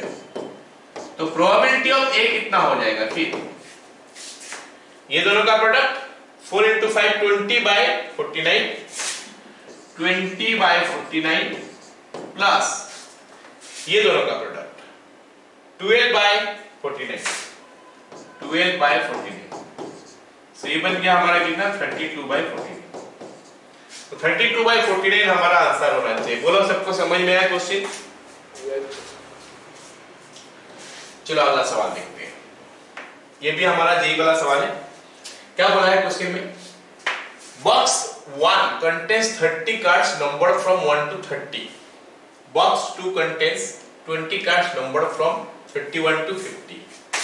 तो यहाँ पे हमारे पास एक बॉक्स है और यहाँ पे हमारे पास एक बॉक्स है, तो हमारे पास 2 बॉक्स आ गया। ठीक है, ये बॉक्स 1 है और नीचे वाला बॉक्स 1 का बड़ा दिख रहा है, तो बॉक्स 1 और ये वो हमारा बॉक्स 2 हो गया। इसमें 1 से लेकर 30 तक बॉल्स है, इसमें 31 से लेकर 50 तक बॉल्स है। ठीक है, A box is selected at random and a card is drawn from it।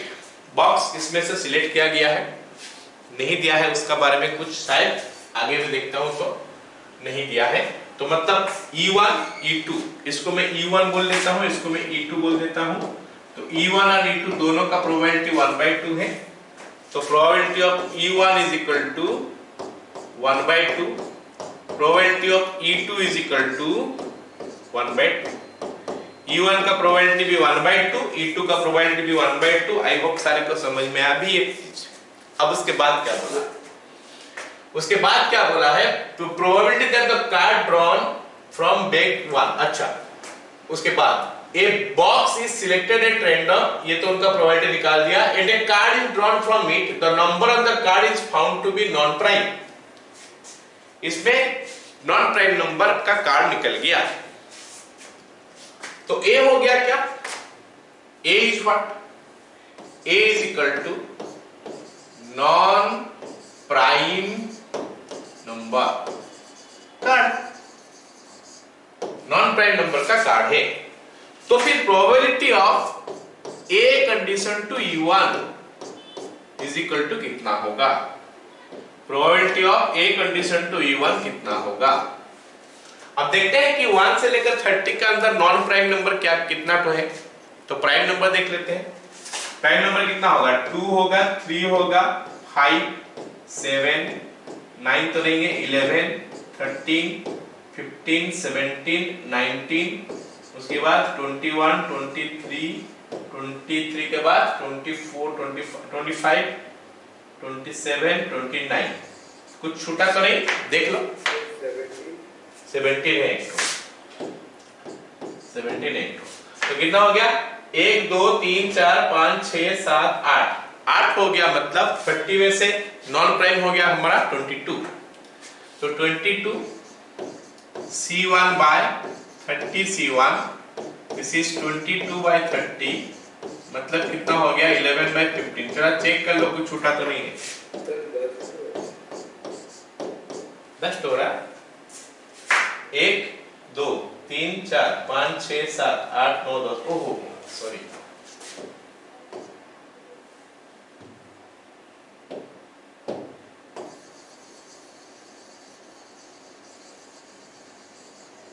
तो ये हो गया फिर 20 C1, मतलब 20 by 30 2 by 3।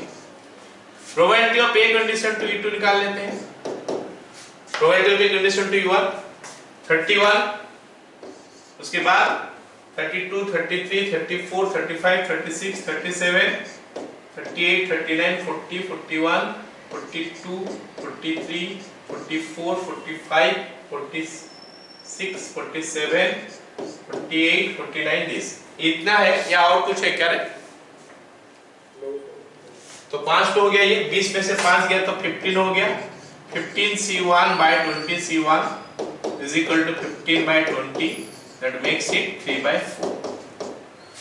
अब हमको क्या बोला है कि the probability that the card drawn from bag 1 box 1, मतलब probability of बॉक्स 1 से निकाला गया, बोला probability of box 1 condition to हम नॉन प्राइम नंबर निकाले हैं, तो क्या मिलेगा 1/2 into 2/3, यहाँ पे आ गया, नीचे हमारा आ गया 1/2 into 2/3 प्लस कितना हो जाएगा 1/2 into 3/4। So you do the calculation, in fact कर लेते हैं, 1/6 डिवाइडेड बाय, नीचे हमारा हो गया कितना, ये इसके कट रहा है नहीं कट रहा है, ये 6 हो गया, और ये हमारा 6 और 8 का एलसीएम कितना होता है 24, तो यहाँ पे हमारा 24 आ गया, तो 6 होने से ये 4 into 2 8, 3 plus 3 7, 3 plus 3 into 3 9, so this makes it what 4/13 दिया है क्या, नहीं 4/17, 4/17 हो रहा है, 9 और 8 मिलाने से 17 होता है, 4/17 ये हमारा आंसर। ओके, चलो अगला सवाल देखते हैं क्या बोला है।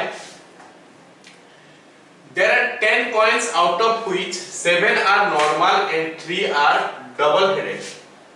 नॉर्मल बोलने से हेड टेल दोनों होता है, और डबल हेडेड बोलने से खाली उसमें दोनों साइड उसका हेड है।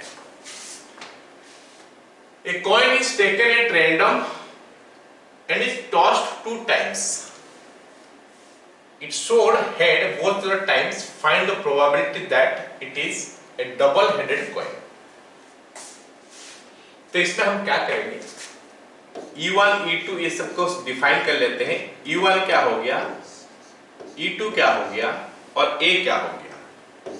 E1 is equal to what, E2 is equal to what, A is equal to what। A क्या बोल गया है, both times head, both times head comes। चलो इस स्टेटमेंट को जाओ मत, समझ जाओ। E1 क्या हो गया, a coin is taken at random, normal coin taken। E2 हो गया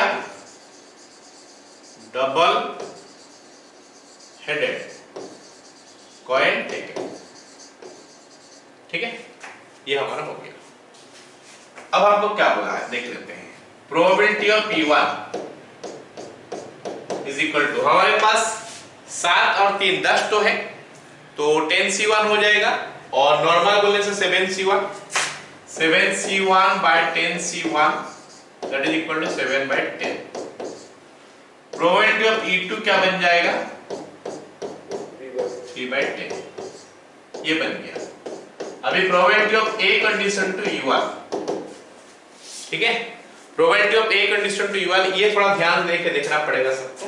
A क्या है, 2 बार हेड आया है, हम नॉर्मल कॉइन को टच कर रहे हैं, नॉर्मल कॉइन को टच कर रहे हैं, दोनों बार हेड आया है। पहली बार हेड आने का प्रोबेबिलिटी हाफ, दूसरी बार हेड आने का प्रोबेबिलिटी हाफ, तो हाफ हाफ का स्क्वायर हो जाएगा, हाफ को 2 बार मल्टीप्लाई करना पड़ेगा, हाफ का स्क्वायर। अब probability of A condition to E2 निकालेंगे तो क्या बनेगा, probability of A condition to E2, A हो गया क्या, head appears, both time head comes, 2 बार हेड आया। Condition to double headed, double headed का अगर फेंकेंगे तो वो तो 1 आएगा, सॉरी हेड आएगा ही आएगा, तो उसका प्रोबेबिलिटी 1 ही होगा। सो इट इज कमिंग 1 का स्क्वायर दैट विल बी 1। अब ये हमारा E1 E2 A condition to E1 A condition to E2 हो गया। अब probability that the double headed coin, मतलब ये डबल हेडेड कॉइन के लिए हुआ है बोल के बताओ, मतलब probability of E2 condition to A, ये पूछा है सवाल में, सवाल में पूछा है probability of E2 condition to A। अब probability of E2 condition to A कैसे निकाले, E2 into this 3 by 10 into 1 का square by 7 by 10 into 1 by 4 plus 3 by 10 into 1 का स्क्वायर। अगर मैं एलसीएम वगैरह कैलकुलेशन में छोड़ देता हूं, कर लेना है ना, हमारे पास और बहुत सारे क्वेश्चन है करने के लिए। अच्छा इनफैक्ट बता देता हूं, 3 by 10 ये हमारा 40 हो रहा है, तो एलसीएम हमारा 40 हो गया। यहाँ पे हमारा 7 ही आ रहा है, प्लस यहाँ पे आएगा कितना, 4 into 3 12। So this is coming what, ये इसका कट गया तो 4 हो गया, 4 ऊपर चले गया 12 हो गया, 12 divided by 19, that is your answer। Okay, right, next question देखते हैं। Now this is a interesting question, देख लो क्या बोला है क्वेश्चन में। यहाँ पे हमको बोला है हमारे पास 2 बैग है, ठीक है, यहाँ पे हमारे पास 2 बैग है। Bag A contains 4 red 3 black, इसमें 4 रेड है और 3 ब्लैक कलर का बॉल है, this is bag A।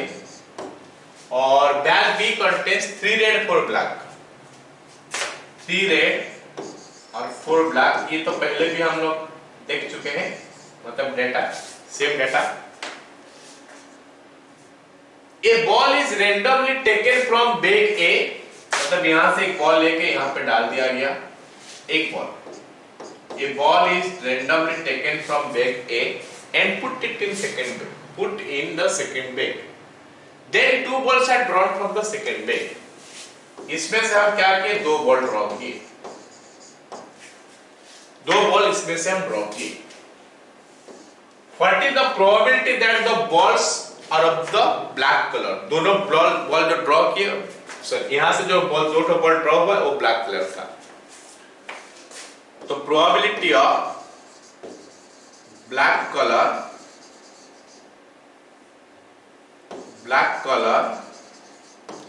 balls are drawn।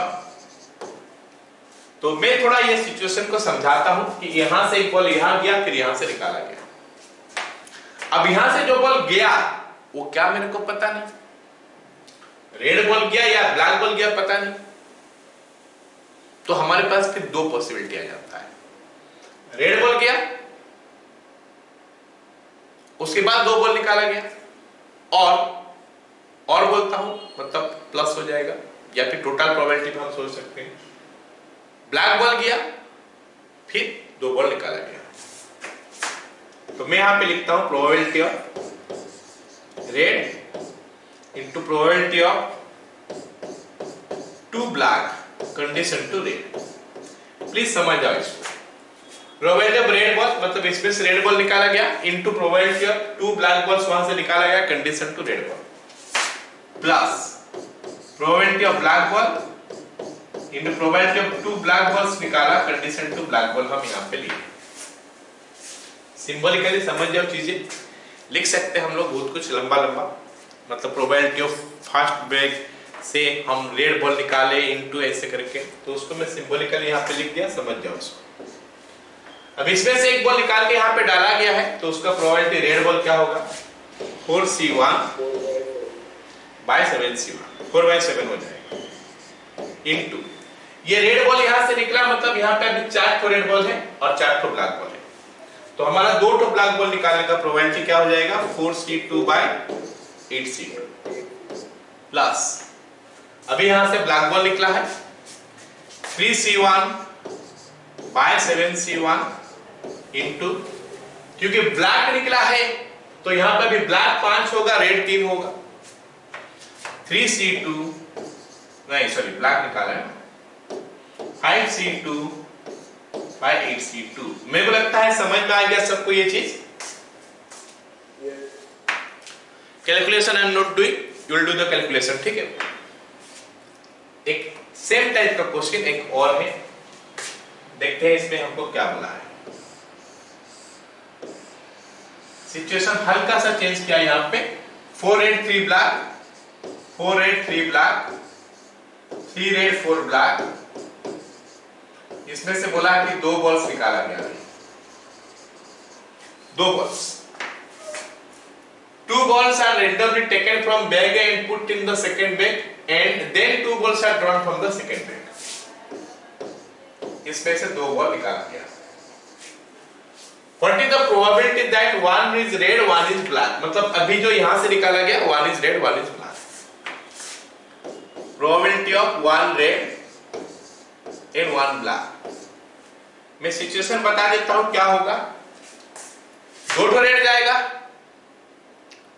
और 2 ब्लैक जाएगा और एक रेड एक ब्लैक जाएगा, मतलब 3 सिचुएशन आएगा, 3 कंडीशंस आएगा। प्रोबेबिलिटी ऑफ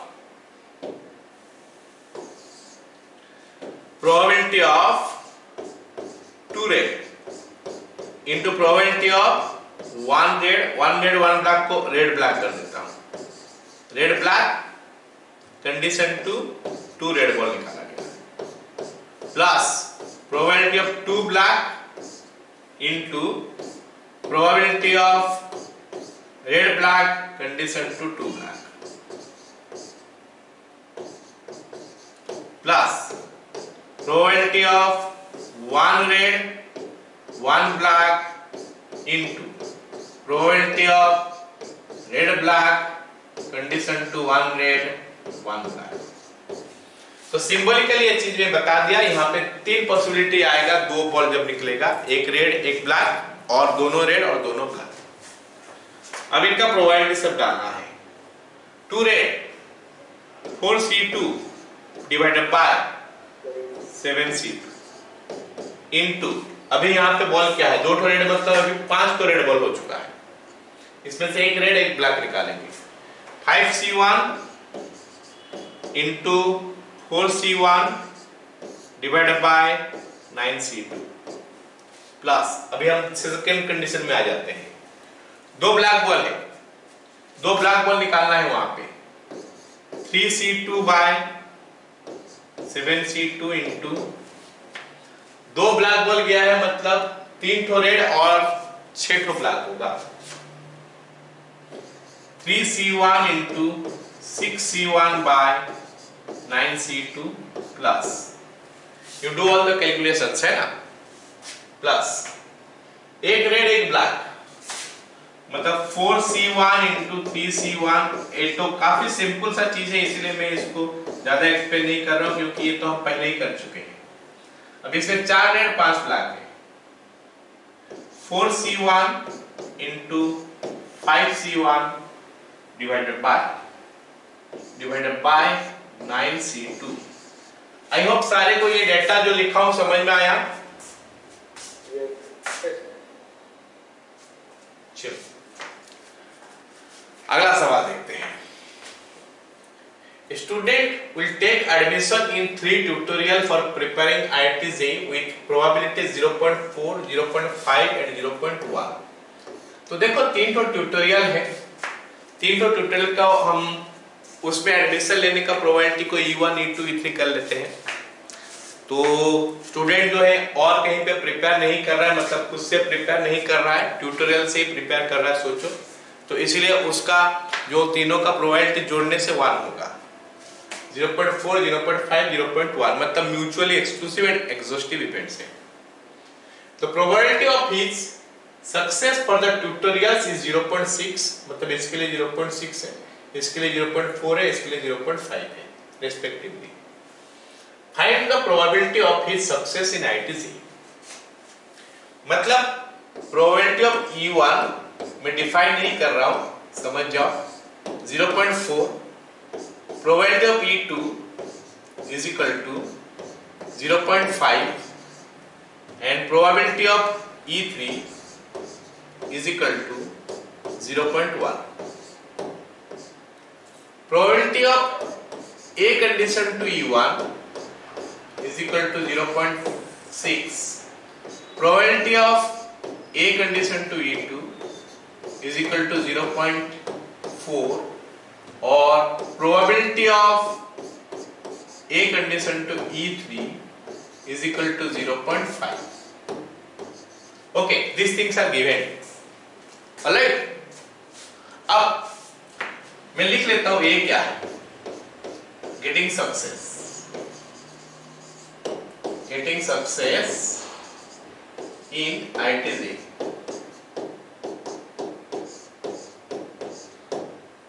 E1 हमारा फर्स्ट ट्यूटोरियल है, E2 सेकंड ट्यूटोरियल है, E3 थर्ड ट्यूटोरियल है।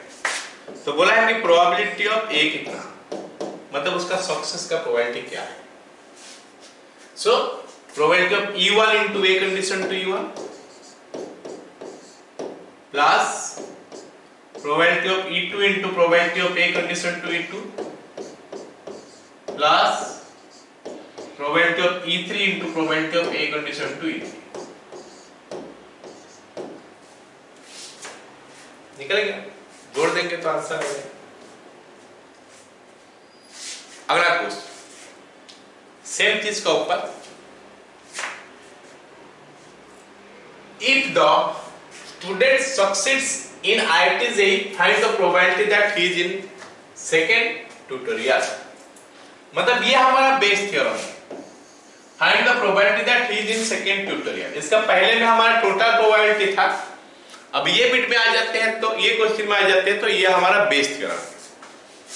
Probability of E2 condition to his success, खत्म।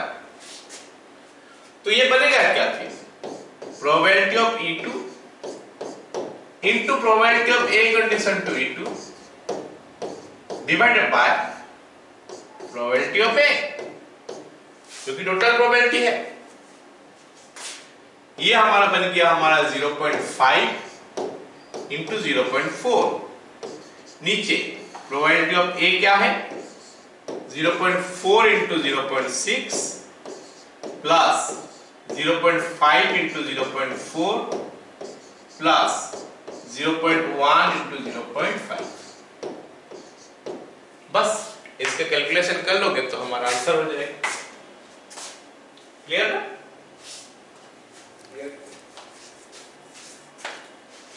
Next question,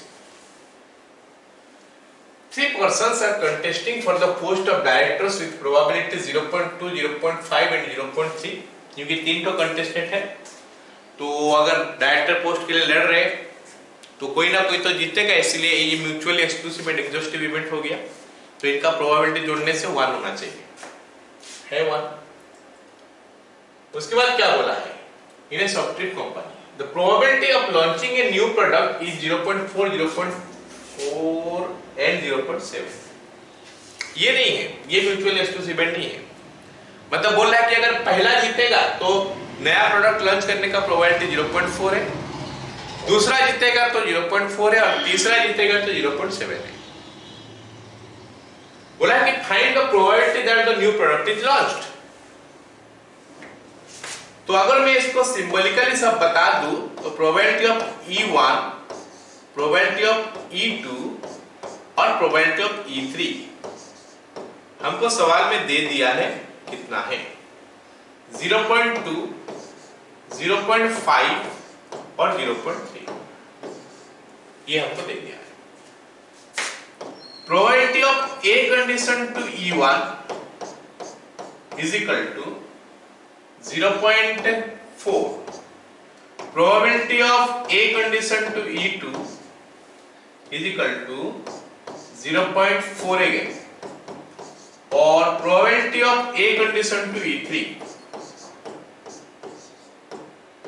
is equal to कितना हो गया? 0.7। और A का बारे में क्या डिफाइन करना है? New product is launched,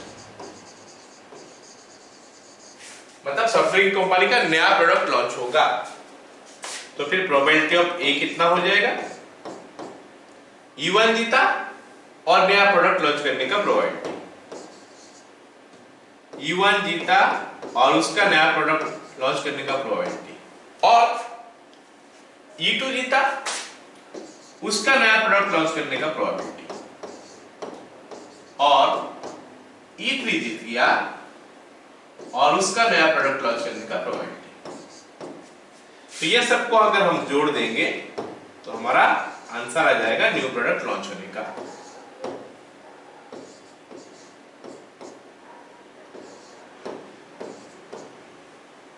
okay ना? So this gives me 0.49। ये सवाल हमारा ऐसा है। ये टोटल प्रोबेबिलिटी का सवाल था। नेक्स्ट सवाल सेम चीज के ऊपर जुड़ा हुआ है। इसमें बोला है कि if the product is launched find the probability that the first person win. मतलब probability that first person win condition to the product is launched. मतलब ये बेस थ्योरम है। टोटल प्रोबेबिलिटी वो था, अभी ये बेस थ्योरम हो गया। कितना हो जाएगा? 0.4 नहीं, first 0.2 into 0.4 divide by total probability हम निकाल चुके हैं 0.49।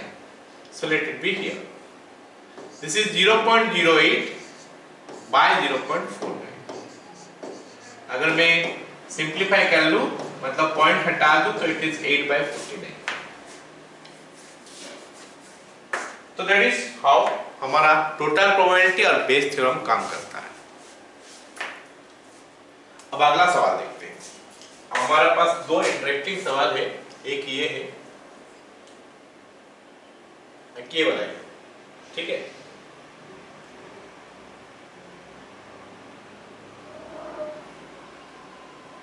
इस क्लास में करेंगे 5-6 सवाल है, कैसे खत्म होगा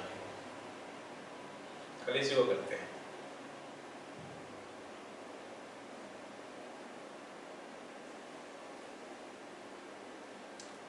नेक्स्ट क्लास में करेंगे एक दो सवाल। आज इसको खाली करते हैं, इसको और इसका नेक्स्ट सवाल। ये एक तो हमारा टोटल प्रोबेबिलिटी का ऊपर है, उसका नेक्स्ट क्वेश्चन हमारा इसी को बेस थ्योरम का वन।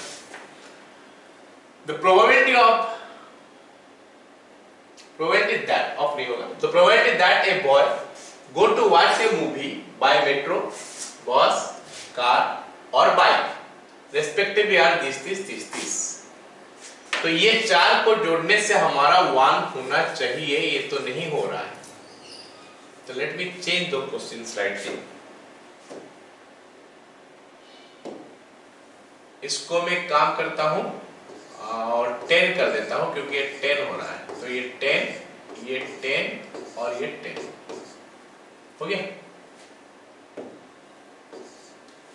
तो बोला कि the probability that a boy will go to watch a movie by metro, चलो मेट्रो को E1 कर देता हूं। प्रोबेबिलिटी ऑफ E1 हमको दे दिया है कितना 1/7 1/10। प्रोबेबिलिटी ऑफ E2 कार में जा रहा है 2/7 2/10।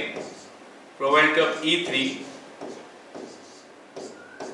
अच्छा एक काम करते हैं ना 1 + 2 +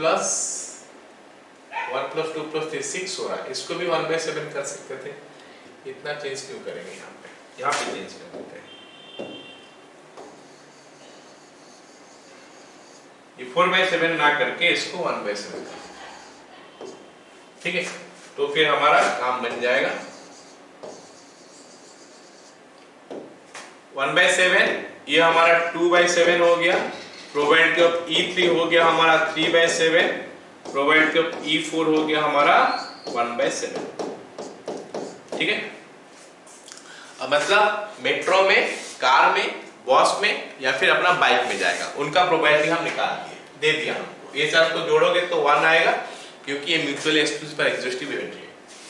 अभी ये क्या बोल रहा है, the probability that he will be late by metro, bus, this and he will not be late by bike। तो A हो गया क्या, will come late, will arrive late।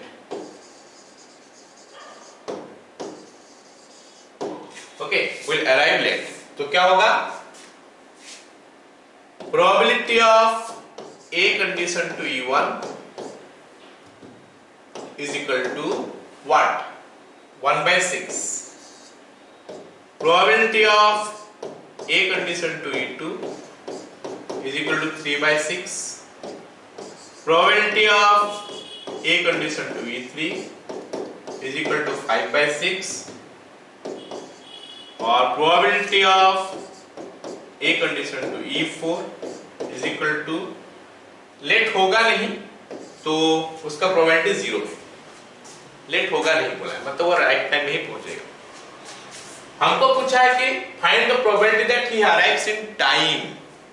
तो ये अगर लेट है तो एडास कर देते हैं, इन टाइम पहुंच गया क्या, एडास हमारा इन टाइम पहुंच गया। तो हमारा मतलब यहाँ पे प्रोबेबिलिटी ऑफ एडास कंडीशन टू E1 करना पड़ेगा। फिर एडास condition to E1 is equal to 5/6। probability of ADAS condition to E2 is equal to 3/6। probability of ADAS condition to E3 is equal to कितना हो जाएगा 1/6 and probability of ADAS condition to E4 will be 1। अब हमको probability of ADAS पूछा है, probability of ए नहीं पूछा है। ए लेट में पहुंच रहा है, अभी ये ए लेट में नहीं पहुंचेगा, वही बोला है। सभी 1/7 into 5/7 1/7 into 5/6 plus 2/7 into 3/6 plus 3/7 into 1/6 plus 1/7 into 1। तो ये कितना बन जाएगा हमारा, ये बन गया हमारा 5 + 6 5 + 6 11 11 + 3 11 + 3 कितना हो गया 14 14 + 6 40 40/42। हाँ 11 अरे 5 + 6 11 11 14 14 + 6 20 हो रहा है। 20/42। तो इसको अगर हम 2 में कैंसिल कर देंगे तो 10/21। तो 10/21 आ गया, he will not be late। हाँ सर वो लास्ट वाला क्वेश्चन E4 था सर, E4 में वो बाइक में लेट नहीं होने वाला था, तो उसका एडीएस का तो पूरा लेट होना है। बाइक में लेट नहीं हो रहा है मतलब ठीक समय पहुंच रहा है ना, एडास तो इन टाइम में पहुंच रहा है ना। हाँ सर, तब वो ए में तो टाइम में पहुंच रहा था, ए में टाइम में पहुंच नहीं रहा, ए तो लेट में है। ए हो गया विल अराइव लेट।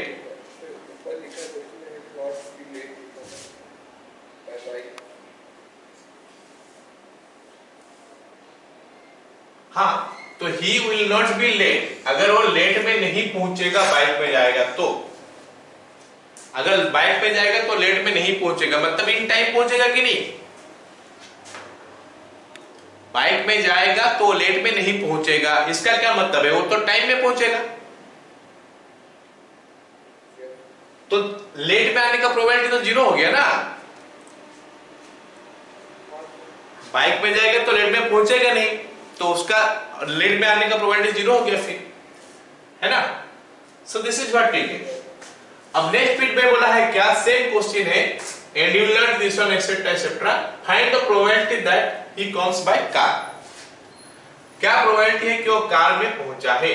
अच्छा यहां पे क्वेश्चन में चेंज किया है, सॉरी यहां पे क्वेश्चन चेंज किया है एंड बोला है कि when he arrives he is late then find the probability that he comes by car.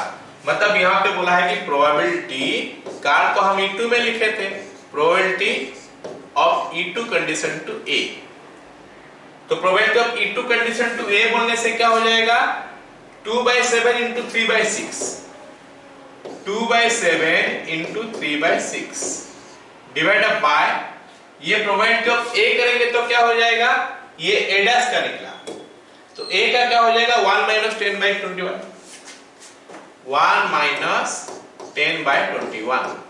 So that gives you, this is your what, ये इसके साथ कट गया, that will be 3। अच्छा वो तो पूरा कट गया, sorry 1/7 divided by 11/21, so that makes it 3/11। Clear all of you? Okay, so with that आज का क्लास हम लोग खत्म कर